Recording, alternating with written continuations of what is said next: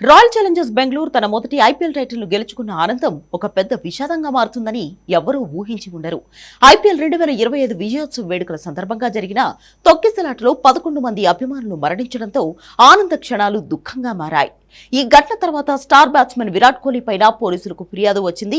అయితే ఈ గందరగోళం మధ్య టీమిండియా మాజీ స్టార్ స్పిన్నర్ విరాట్ కోహ్లీ సహచరుడు హర్భజన్ సింగ్ చేసిన ఒక సోషల్ మీడియా పోస్ట్ దుమారం రేపుతోంది. హర్భజన్ సింగ్ చేసిన ఒక సోషల్ మీడియా పోస్ట్ ఇప్పుడు అనేక ప్రశ్నలను లేవనెత్తింది.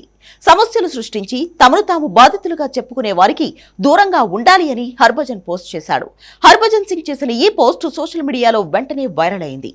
అభిమానులు దానిపై కొన్ని అంచనాలను వేయడం ప్రారంభించారు. అయితే చాలా మంది అభిమానులు ఈ పోస్టు ద్వారా హర్భజన్ కోహ్లీని టార్గెట్ చేశాడని అంటున్నారు. నిజం ఏమిటనేది హర్భజన్ కే తెలుసు. ఇదిలా ఉంటే ఈ ఘటనలో పలువురు విరాట్ కోహ్లీని నిందించారు.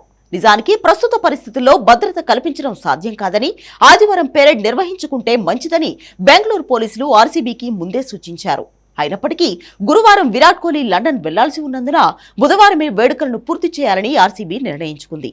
కోహ్లీ కూడా తాను గురువారం లండన్ వెళ్లాల్సి ఉందని, వేడుకలు ఏమైనా ఉంటే బుధవారం నాటికి పూర్తి చేయాలని, ఆ తర్వాత తాను అందుబాటులో ఉండనని ఆర్సీబీకి తెలియజేసినట్లు సమాచారం.